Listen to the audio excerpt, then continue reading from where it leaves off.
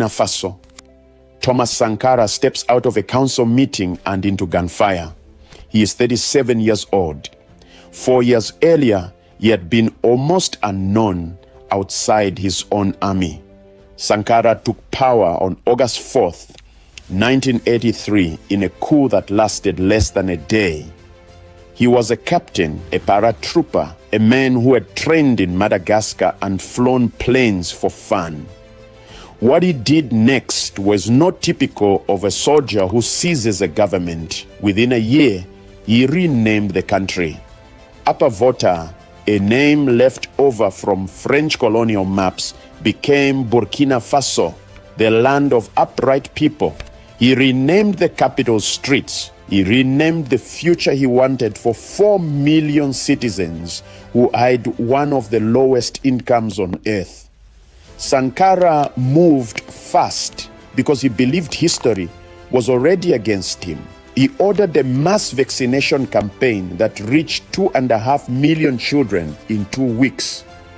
He launched a campaign to plant 10 million trees to hold back the desert creeping south from the Sahara. He built schools, clinics, and railways using local labor instead of foreign contractors, because foreign contractors meant foreign debt. Then he turned to his own government. He sold the fleet of Mercedes sedans used by ministers. He replaced them with the cheapest available car, the Renault 5. He cut his own salary and he published it so every citizen could see exactly what the president earned. He banned forced marriages, he banned genital cutting, he appointed women to his cabinet at a time when almost no African government did, and he ordered men to shop for groceries to show the country that domestic work was not only a woman's burden. What nobody outside Burkina Faso expected was what came next. In 1987, Sankara stood before the Organization of African Unity and asked the continent's other leaders to stop paying colonial-era debt, calling it a trap set by the same countries that had once ruled them. He said that if Africa refused to pay together, no single lender could punish them all. The room applauded. Then 3 months later, he was dead. The coup was led by Blaise Compaoré, his closest friend since their days training together as young officers. They had fought together, plotted together, and shared a house in the capital. On the afternoon of October 15th, soldiers loyal to Compaoré surrounded the meeting where Sankara sat with his aides. 12 men, including Sankara, were killed within minutes. His body was buried the same day in an unmarked grave without an autopsy. For years, the official death certificate listed the cause as natural causes, despite the bullet wounds counted by those who prepared the body. Compaoré took power the following day and ruled Burkina Faso for the next 27 years, reversing many of Sankara's policies and restoring ties with the same foreign lenders his predecessor had rejected. Sankara's name became difficult to say aloud in public buildings. His picture stayed on the walls of ordinary homes instead. In 2014, a popular uprising forced Compaoré from power, and he fled across the border to Ivory Coast. The following year, investigators exhumed the grave marked with Sankara's name. What they found did not match a death from natural causes. In 2021, a military tribunal in Ouagadougou finally opened a trial into the killing, 34 years after it happened. Compaoré did not appear. He had never been extradited, and he never faced the courtroom in person. In 2022, the tribunal convicted him in absentia, sentencing him to life for his role in his friend's death. He remains in Ivory Coast today. The Renault 5 is gone. The trees he ordered planted have grown into a forest belt across the country's north. His salary slips are still cited in economics classes as an example few leaders have repeated. The grave marked with his name was empty of answers for 28 years.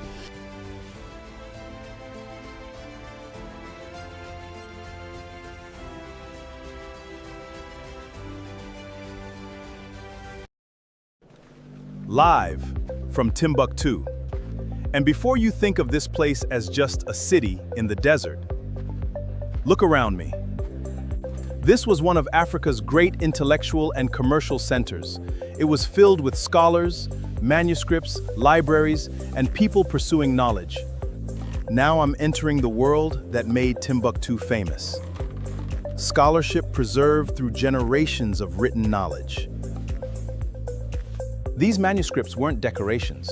They recorded law, mathematics, astronomy, medicine, literature, history, and religious scholarship.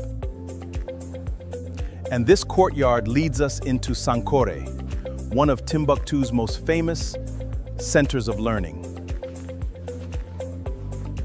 This was not simply a place where people gathered. It was part of a culture where advanced knowledge was studied, debated, written down, and passed forward. Look closely at these calculations. Mathematics and astronomy were not abstract ideas here. They helped scholars understand time, calendars, geography, navigation, and the heavens. And when we look at this sky, we should remember that African scholars were observing the same universe, asking serious questions, calculating patterns, and contributing to a much wider world of knowledge. And this is another reason Timbuktu became so powerful. Knowledge traveled alongside trade. Caravans didn't just carry goods across the Sahara. They carried manuscripts, ideas, languages, legal traditions, astronomy, literature, and stories. Timbuktu was connected to an enormous intellectual network. Follow me. We're going somewhere that reveals why Timbuktu's reputation as a city of learning has survived for centuries. These manuscripts are more than old pages. They are evidence that generations of African scholars were producing, preserving, and transmitting written knowledge. Imagine the responsibility of protecting centuries of knowledge. Scholars preserved manuscripts through political upheaval, environmental threats, and an enormous historical change. And this is why these manuscripts matter today. They challenge anyone who thinks Africa's intellectual history is something that began somewhere else. One more thing becomes clear when you follow these manuscripts. Timbuktu was never an isolated African city, disconnected from the rest of the world. Ideas moved across the Sahara with people, manuscripts, merchants, scholars, and travelers. Timbuktu was part of a vast network of African and international intellectual exchange. Standing here, you can finally see the scale of it. Timbuktu wasn't simply a place where knowledge survived. It was a place where knowledge was actively pursued. And perhaps that did not lack intellectual traditions. Timbuktu proves that African societies built institutions where knowledge could be created, preserved, debated, and shared. So when I call Timbuktu one of Africa's greatest universities, I'm not talking about a slogan. I'm talking about a living intellectual tradition. Timbuktu reminds us that Africa has always had thinkers, writers, teachers, libraries. The evidence is here, the manuscripts are here, and the story deserves to be told.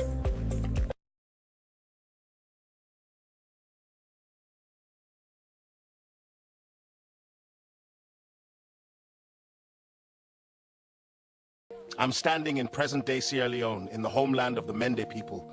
It's heartbreaking to know that Sengbe Pei and many others were captured here, being forced into the Atlantic slave trade. Our people are being taken. We pray they will one day return. I promise their story will never be forgotten. Sierra Leone, watching peaceful life unfold. They don't know what's coming. And that makes this moment heartbreaking. The raid has begun. These are not nameless figures from a textbook. They are people being torn away from their homes, communities, and their freedom. Watch the way they look at one another. Even in this terrifying moment, they are trying to protect trade, and history must never reduce it to a statistic. These are people being torn from their homes, freedom, and community. This is the human cost of slavery. Every step takes them farther from home. But look closely. Even under these chains, their dignity and determination remain. This is the Tekara. Imagine being trapped below deck like this, with no freedom, no space, and no choice about where you're going. This was the reality of the Atlantic slave trade. Now they've reached Cuba, but freedom is still out of reach. They are transferred onto Love Dad, another ship, carrying them farther from home. Then Sengbe Pia makes a decision that changes everything. He refuses to accept captivity and leads a desperate revolt aboard La Amistad. This is resistance. They believe they're sailing toward Africa, but the crew is secretly changing course at night, steering north instead. Sengbe Pia is being deceived. They escape slavery, but freedom still isn't secure. An American naval vessel intercepts La Amistad, and now their struggle will move from the ocean into the courtroom. Now the question is bigger than one ship. Are these Africans property or free human beings who fought for their lives? Their freedom is on trial. Sengbe Pia's story is more than a courtroom victory. It is a story of resistance, dignity, and a reminder that enslaved Africans fought to reclaim their humanity. By 1900, European flags covered nearly every inch of African soil. But two nations refused to fall, and one of them defeated a European empire outright. This is the untold story of Ethiopia and Liberia, the two African nations that stood against the tide of empire and never fell under colonial rule. How did they do it? When nations far larger and wealthier collapsed under European conquest within a single generation. The answer lies in diplomacy, unity, terrain, and one extraordinary battle that shocked the entire colonial world. This is that story.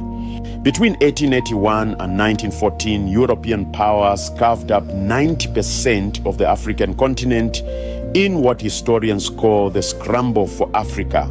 Ancient kingdoms, powerful empires, and proud peoples fell one after another to rifles, railways, and treaties signed in rooms they never entered. Yet in the highlands of the Horn of Africa, one ancient empire prepared not to negotiate away its future, but to defend it. And on the West African coast, a different story of resistance to full colonization was unfolding. One built by settlers, not soldiers. Ethiopia, then known as Abyssinia, was no fragile frontier state.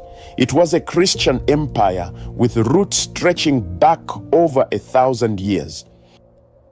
Its rulers claimed descent from ancient royal lines, its highlands were nearly impenetrable, and its people had survived centuries of invasion before.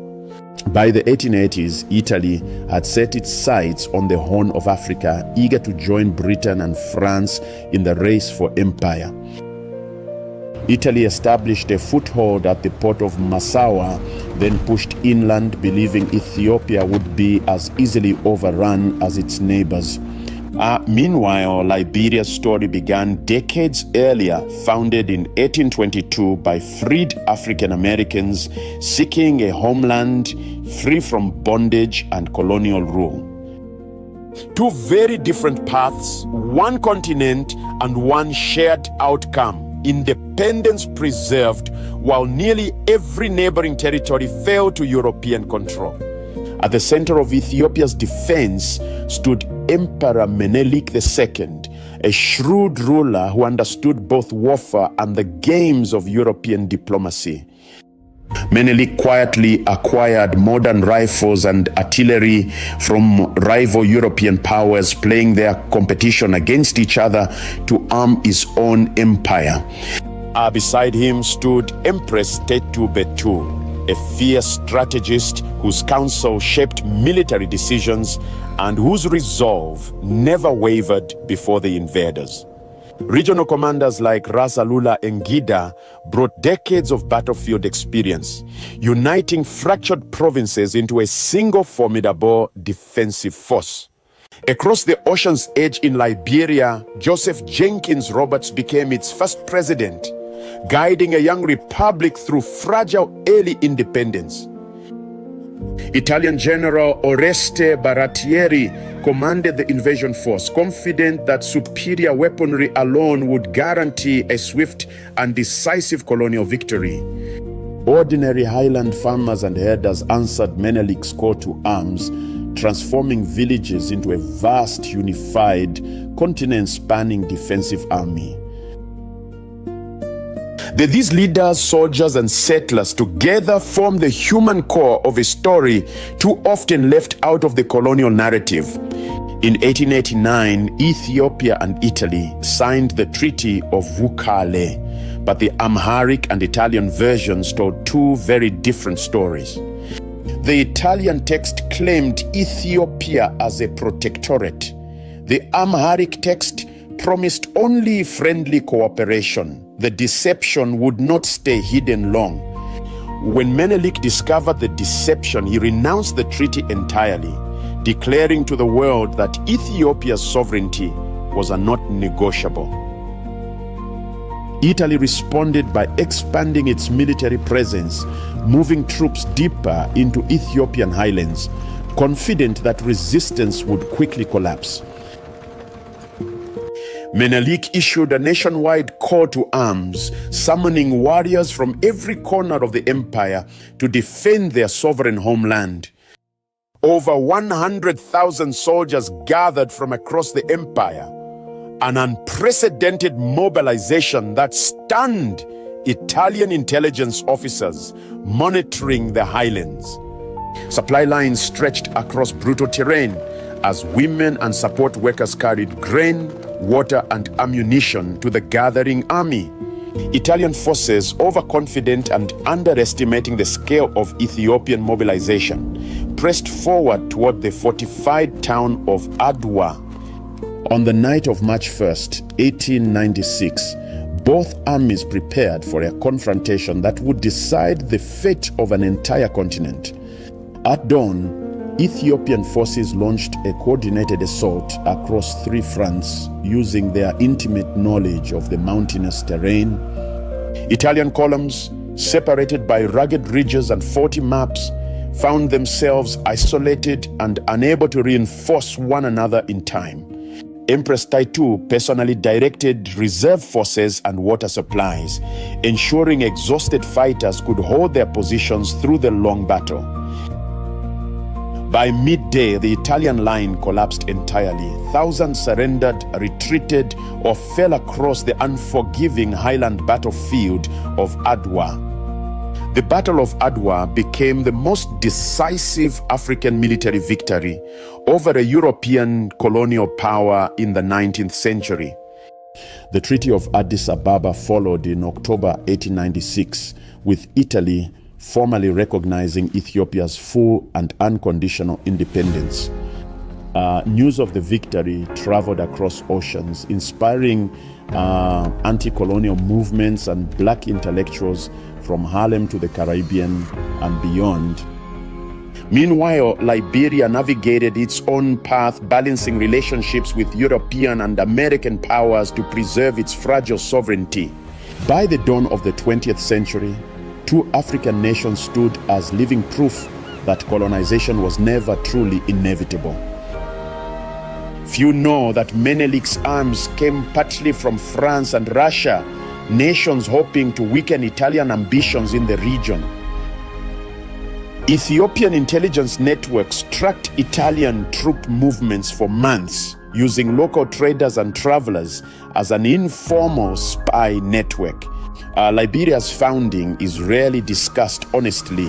Its settlers sometimes clashed with indigenous communities already living along the coast. That complicated relationship shaped Liberia's internal politics for generations, a nuance often erased from simplified independence narratives. Some Italian soldiers captured at Adwa remained in Ethiopia for years, a detail largely omitted from European accounts of the war. Italy attempted conquest again in 1935 under Mussolini, this time succeeding briefly through chemical weapons banned under international law. Yet even that occupation lasted barely 5 years. ending with Ethiopian resistance restoring the emperor to his rightful throne. Ethiopia's victory at Adwa became a permanent symbol of black sovereignty, referenced by liberation movements across Africa for a century. The name Ethiopia itself became shorthand for black pride and independence in movements stretching from Jamaica to the United States. Liberia, despite its complexities, remained a founding symbol of African self-governance and a rare seat at early Pan-African gatherings. Both nations later became founding members of the Organization of African Unity, shaping the continent's post-colonial political future directly. Addis Ababa itself would later host the headquarters of African Unity, a direct legacy of its founders' hard-won sovereignty. Historians today still study Adwa as a case study in strategy, unity, and the power of a people defending their homeland. The legacy endures not as myth, but as documented proof that African resistance could and did defeat European colonial ambition. The story of Ethiopia and Liberia teaches us that unity among rival factions can overcome forces that seem entirely unstoppable. Diplomacy proved as powerful as any weapon as Ethiopian leaders turned rival empires' ambitions against one another to secure survival. Sovereignty, once nearly lost everywhere else on the continent, proved that it could be preserved through preparation and collective will. This hidden history reminds us that Africa's story was never only one of conquest, but also one of resilience and triumph. If this hidden history moved you, subscribe to Africa Hidden History, where forgotten stories of resistance and triumph come to light. There are countless more stories like this one waiting to be told. Stay with us. The next hidden chapter begins soon.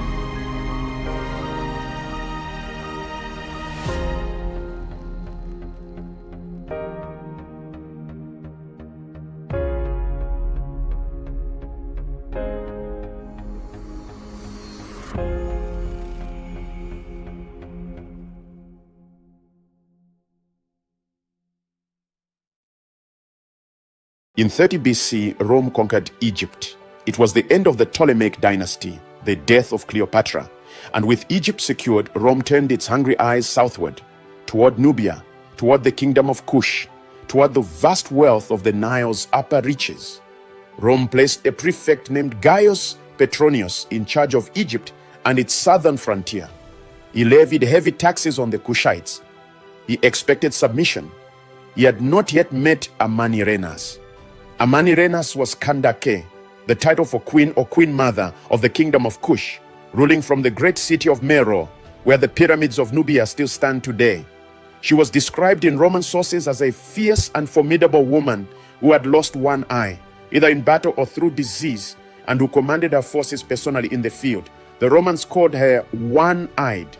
She called herself queen. In 27 BC, while Petronius was occupied elsewhere with only 3 Roman cohorts guarding the southern frontier, Amanirenas struck.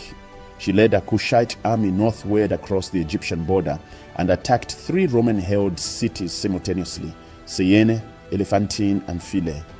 The raid was a military success. Thousands of Egyptians were taken prisoner. Roman statues, including a great bronze head of the Emperor Augustus, were seized as war trophies. That bronze head of Augustus, Amanirenas had it buried beneath the steps of a victory temple in Meroe, so that every Kushite for generations would literally walk over the face of the Roman emperor as they entered their holy place. It was not just a military act. It was a profound political and spiritual statement. You are beneath us. Rome, of course, retaliated. Petronius brought an army south, retook the cities, and pushed deep into Kushite territory, capturing the sacred city of Napata. But Amanirenas did not break.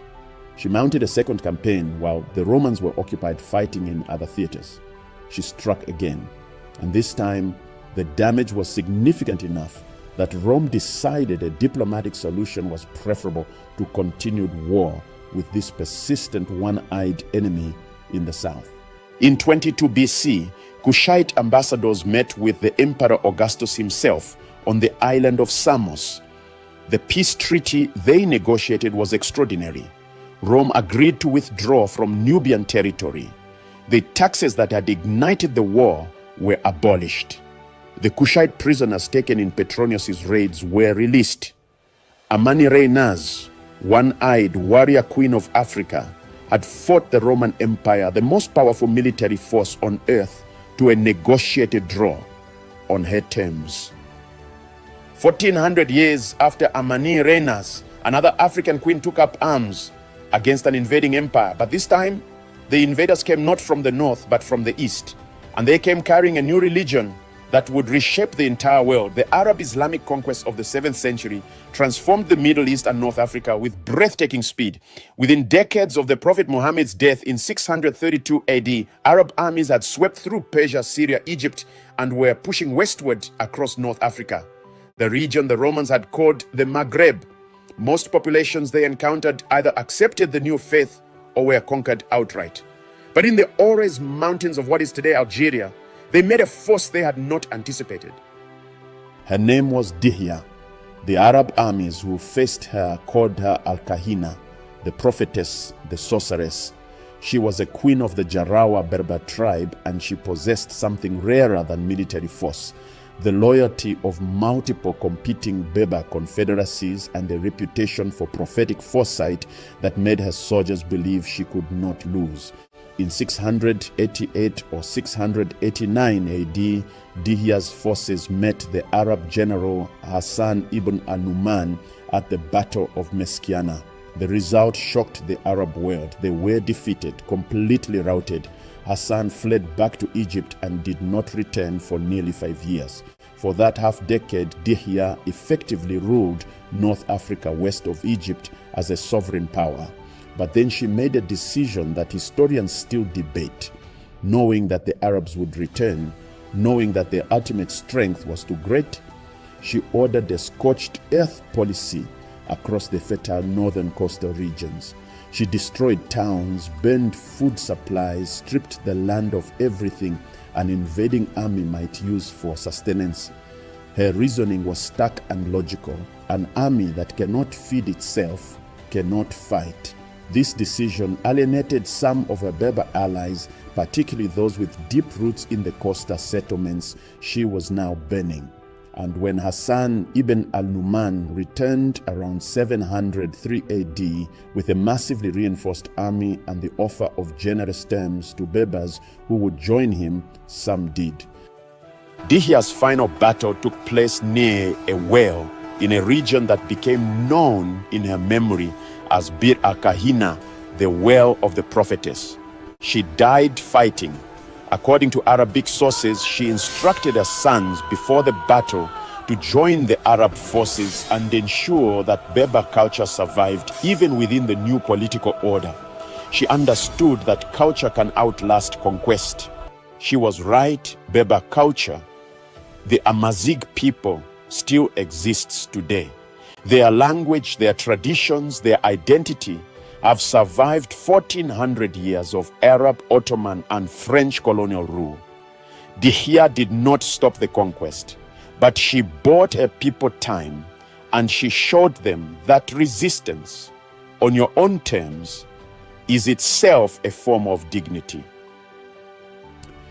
Now we cross to West Africa, the 16th century, a world of powerful city-states, trans-Saharan trade, and Islamic scholarship, a world of iron, cavalry, and commerce, and a woman whose name is still sung in praise songs across northern Nigeria today. Amina was born around 1533 to Queen Bakwa Turunku, herself a queen regnant of Zazzau, making Amina from birth a child of female power. From a young age, she was trained not just in the arts expected of a royal woman, but in warfare. According to the Hausa historical records, the Kano Chronicle and the Abuja Chronicle, she was a military prodigy. By 16, she was already serving in her grandmother's court, receiving gifts and honors from warriors who recognized their exceptional gifts. When her brother Karama became king, Amina served as his chief military commander. It was in this role that she honed the skills, strategic planning, logistics, cavalry command, siege warfare that would define her reign. When Karama died and Amina ascended the throne of Zazzau around 1576, she made an immediate declaration of intent. She spent 3 months consolidating her court and her alliances, then personally led her armies into the field. And she did not stop campaigning for 34 years. Amina's military campaigns expanded Zazzau's territory to the greatest extent in its history. She pushed east, west, and south, bringing the kola nut trade routes and the coastal salt routes under Zazzau's control. Hausa historians record that she campaigned as far as Kwara Rafa in the east and to the edge of the Niger River in the west. But Amina's most lasting military innovation was architectural. Wherever her armies camped for extended periods, often during prolonged sieges or after conquest, she ordered the construction of defensive earthwork walls around the camp perimeter. These became known as Amina's walls, Ganuwar Amina in Hausa. Many of these earthworks still survive across northern Nigeria today, identifiable by archaeologists across hundreds of kilometers. Amina reportedly never married. According to tradition, she took a husband in each territory she conquered, keeping him as a consort for a time before releasing him and moving on with her army. Whether this is historical fact or legendary embellishment, the message it carries is clear. Amina answered to no man. Her power was not defined by any male relationship.